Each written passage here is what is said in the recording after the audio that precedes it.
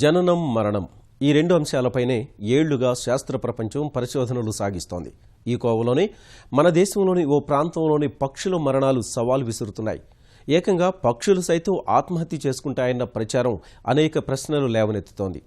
ఆ ప్రాంతం పక్షుల పాలిటి మృత్యులోయగా మారి ఆసక్తి రేకెత్తిస్తోంది. ఎత్తైన శిఖరం వంచిన ఉన్న పల్లికి వలస వస్తున్న పక్షులు మూకుమ్మడిగా ఆత్మహత్యకు పాల్పడుతున్నాయి. సరిగ్గా రుతుపవనాల ఆగమనం తర్వాత దక్షిణ గాలులు వేగంగా వీస్తున్న సమయంలో ఏటా విచిత్రం చోటు చేసుకుంటోంది.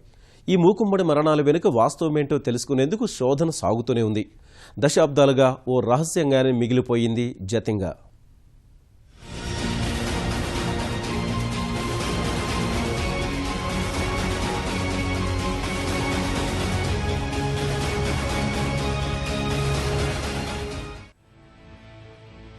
మనుషుల్లో ఆత్మహత్యలు పెరిగిపోతున్నాయి. సమస్యలను తట్టుకోలేక తనువు చాలించే వారి సంఖ్య ఏటా పెరిగిపోతోంది. ఈ ఆత్మహత్యలు మనుషులకే పరిమితం కాదు, పక్షులు కూడా ఆత్మహత్యలు చేసుకుంటాయంటే నమ్ముతారా? అవును, నిజమే. పక్షులు స్వయంగా ప్రాణాలు విడుస్తున్నాయి. ఇవి ఆత్మహత్య చేసుకునేందుకు ప్రత్యేకమైన చోటు కూడా ఉంది. అక్కడే అవి మూకుమ్మడిగా తనువు చాలిస్తున్నట్లు ప్రచారం జరుగుతోంది. అదే అసోంలోని జతింగా లోయ.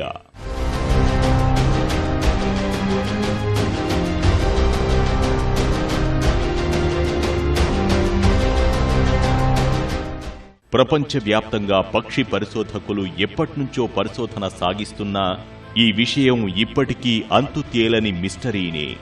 ఇలా ఎందుకు జరుగుతోందన్న అంశాన్ని మాత్రం పసిగట్టలేకపోయారు.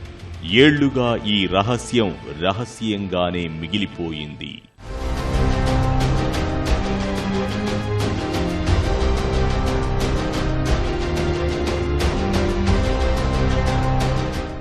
పక్షుల ఆత్మహత్యలు కథా కమామేషు గురించి తెలుసుకోవాలంటే అసోంలోని ఈ జతింగా లోయ గురించి తెలుసుకోవలసిందే. అసోంలోని గువహటికి సరిగ్గా 330 కిలోమీటర్ల దూరంలో దిమా హసావో జిల్లాలోని ఎత్తైన శిఖరాలపై ఉంది ఈ గ్రామం.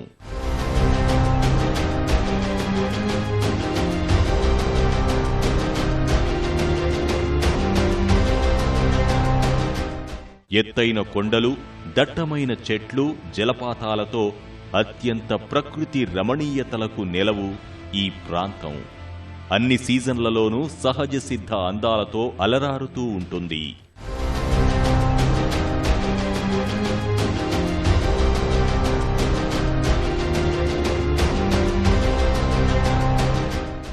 ఇలా ప్రకృతి సోయగాలకు నెలవైన ఈ ప్రాంతం సరిగ్గా సెప్టెంబర్ వచ్చేసరికి పక్షుల ఆత్మహత్యలతో అల్లాడిపోతోంది. ఋతుపవనాల దిశ మారుతున్న సమయానికి మూకుమ్మడి ఆత్మహత్యలతో భయానకంగా మారిపోతుంది. సాయం సంధ్యా సమయంలో 7 గంటల నుంచి రాత్రి 10 గంటల మధ్య పక్షులు ఆత్మహత్యలకు పాల్పడుతున్నాయి.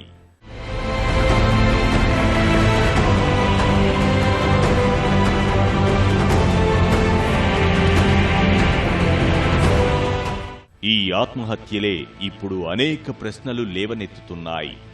ఏళ్లుగా శాస్త్రవేత్తలను సమాధానాల కోసం శోధన సాగించేలా చేస్తోంది. జతింగా లోయలోనే పక్షుల ఆత్మహత్యలెందుకు జరుగుతున్నాయి? రాత్రి సమయంలో పక్షి మరణాలు ఎందుకు చోటు చేసుకున్నాయి?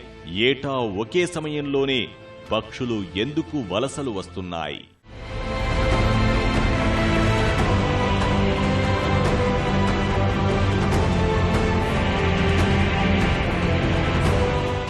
కొండ అంచున ఉండే జతింగా గ్రామంపై వర్షాకాలంలో దట్టమైన పొగమంచు లేక మేఘాలు ఆవరించి ఉంటాయి. సరిగ్గా సాయం సంధ్య వేళ ముగిసి సూర్యుడు అస్తమించగానే ఈ కొండలపై పెద్ద ఎత్తున పక్షుల కోలాహలం ప్రారంభమవుతుంది. సరిగ్గా ఋతుపవనాల ఆగమనం తర్వాత దక్షిణ దిశ నుంచి గాలులు వీస్తున్న సమయంలో పక్షులు గుమికూడతాయి.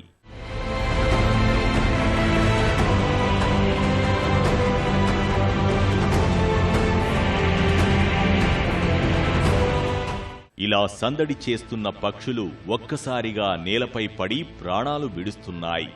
గాయాల పాలై మరణిస్తున్నాయి. ఉన్నట్టుండి ఈ పక్షులకు ఏమవుతోంది? ఎందుకిలా చనిపోతున్నాయి? ఏమీ తెలియడం లేదు. స్థానిక పక్షులతో పాటు వలస వచ్చిన పక్షులు కూడా సాయం సంధ్య వేళ బలంగా నేలపై పడి మరణిస్తున్నాయి. ప్రఖ్యాత పక్షి శాస్త్రవేత్త సలీం అలీ కూడా దీనిపై పరిశోధన చేశారు. ఏ పక్షులు కూడా ఆత్మహత్య చేసుకోవడానికి పాల్పడవు. వాటికి అసలు థాట్ అవసరమే లేదు, చేయాల్సిన అవసరమే లేదు. ఎందుకు చేయాల్సిన అవసరం ఏమని చెప్పండి? వాటికి ఏం బాధ అని చెప్పండి? వాటికి ఆహారం దొరుకుతుంది, ఉండటానికి స్థావరాలు ఉన్నాయి. దాన్ని ఎందుకు చేసుకోవాలి? ఆత్మహత్య చేసుకోవాల్సిన అవసరం ఏంటి? జతింగాలోని ప్రకృతి వనరులు పక్షులను అమితంగా ఆకట్టుకుంటున్నాయి. దూరతీర ప్రాంతాల నుంచి వచ్చే పక్షుల వలస మార్గంలో విడిదిగా మారేలా చేశాయి. ఈ ప్రాంతానికి రాగానే పక్షుల వ్యవహార శైలి ఇంత విచిత్రంగా మారిపోయి మూకుమ్మడి ఆత్మహత్యలకు పాల్పడుతున్నాయి. ఆత్మహత్యలు చేసుకుంటున్న వాటిలో kingfisher, pond heron, tiger bittern, black bittern లాంటి పక్షులు చనిపోతున్నట్లుగా గుర్తించారు.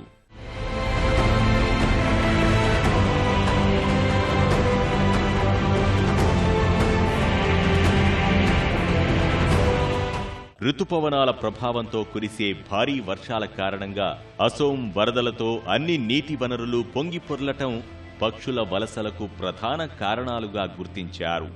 పక్షులు వలస వెళ్లే మార్గంలో జతింగా గ్రామం ఉండే శిఖరం ఉంది.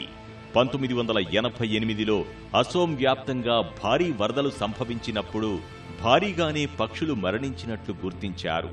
వలస వచ్చిన పక్షులు తిరిగి వెళ్లే ప్రయత్నంలో వాతావరణంలోని అలజడి తట్టుకోలేక అలసిపోయి నీరసించి మరణిస్తున్నాయన్నది పరిశోధకులు చెబుతున్న మాట. వర్షాకాలంలో ఒక్కసారిగా మారిపోతున్న వాతావరణం సైతం ఈ పక్షుల పాలిట మరణ శాసనం లిఖిస్తోందని అంచనా వేస్తున్నారు. వానలు కురిసిన తర్వాత ఈశాన్యం నుంచి వాయువ్యం వైపు వీచే గాలి ఒక్కసారి వర్షం వచ్చినప్పుడు అటు నుంచి ఇటు మారిపోతోంది. వాస్తవానికి ఆ సమయంలోనే దట్టమైన పొగమంచు, మేఘాలు పక్షుల ప్రయాణానికి అవరోధంగా మారుతున్నాయి. ఈ ప్రతికూల వాతావరణాన్ని తట్టుకోలేక ఏదైనా వస్తువుల్ని, చెట్లను, నేలను గుద్దుకొని పక్షులు పెద్ద ఎత్తున చనిపోతున్నాయనేది శాస్త్రవేత్తలు చెబుతున్న మాట.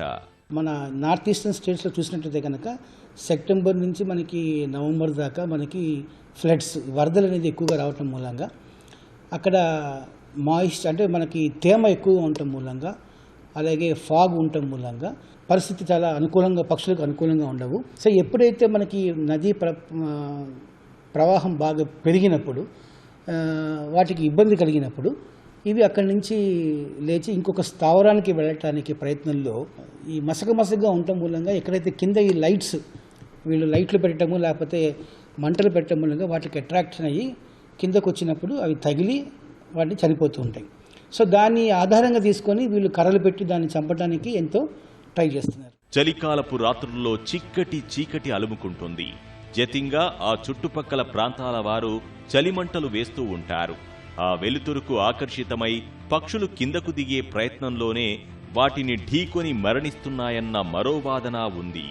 వీటితో పాటే స్థానిక సంప్రదాయం ప్రకారం గ్రామంలో వెదురు కర్రలను నాటే స్థానికులు వాటికి దీపాలు అమరుస్తారు. వాటిని ఢీకొట్టి కూడా పక్షులు మరణిస్తున్నట్లుగా ఆర్నిథాలజిస్టులు అనుమానం వ్యక్తం చేస్తున్నారు. న్యాచురల్ ఇన్స్టింక్ట్ ఒకటి ఫాగ్, రెండింటి ఆబ్స్టికల్స్ ఏంటంటే ఇప్పుడు ఈ టవర్స్ లేకపోతే ఇప్పుడు ఇలాంటివి ఏమైనా ఉండొచ్చు అంటే టెలిఫోన్ టవర్స్ కానీ లేకపోతే ఇట్లాంటివి రేడియో టవర్స్ కానీ ఇంకేదైనా సిగ్నలింగ్ టవర్స్ కానీ ఇట్లాంటివి కొట్టుకునేటప్పుడు మెటాలిక్ టవర్స్ ఆటోమేటిక్గా బయటకి ఒకటి ఉందన్నమాట. ఏంటంటే చిన్న ఇంజరీ తగిలినా కూడా పడిపోతుంది. బర్డ్లోనే అదర్ యానిమల్స్ అంత అలా పడిపోవు, బర్డ్ మాత్రం పడిపోతుంది. అదే మన వింగికి కానీ తగిలిందో చనిపోకపోయినా పడిపోతుంది.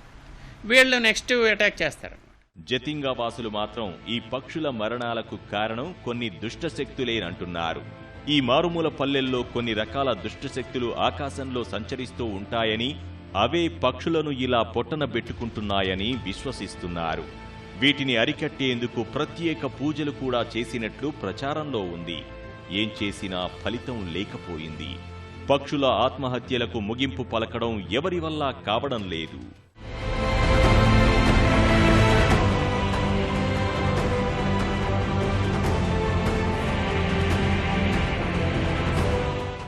ఖండాంతరాలు దాటే వలస పక్షులపై ఈ ప్రభావం అంతగా లేనట్టు కూడా పక్షి శాస్త్రవేత్తల పరిశోధనలో బయటపడింది. దాదాపు 44 రకాల పక్షులు ఈ ప్రాంతంలో మూకుమ్మడిగా చనిపోతున్నట్టు తేలింది. జతింగా గ్రామంతో పాటు శిఖరం అంచున ఉన్న సమీప ప్రాంతంలోనూ పక్షులు మరణిస్తున్నట్టుగా గుర్తించారు పరిశోధకులు. పక్షులు మూకుమ్మడి ఆత్మహత్యలకు పాల్పడుతున్న ప్రాంతం 1.5 కిలోమీటర్ల పొడవు, 600 మీటర్ల వెడల్పుగా తేలింది. ఉత్తరం వైపుగా ఎగురుతూ వచ్చే పక్షులు ప్రాణాలు విడుస్తున్నాయి. మరణం వెనుక పరిశోధనలు రకరకాల కారణాలు వెల్లడించినా ఇప్పటికీ ఏమీ చెప్పలేని పరిస్థితి. ప్రపంచవ్యాప్తంగా అస్సోంలో జతింగాతో పాటు మరికొన్ని ప్రాంతాల్లోనూ పక్షుల పాలిట మృత్యులోయలు మరికొన్ని ఉన్నాయి. ఫిలిప్పీన్స్, మలేసియా దేశాల్లోనూ ఇదే తరహాలో పక్షులు మూకుమ్మడిగా మృత్యువాత పడుతున్నట్టు తేలింది.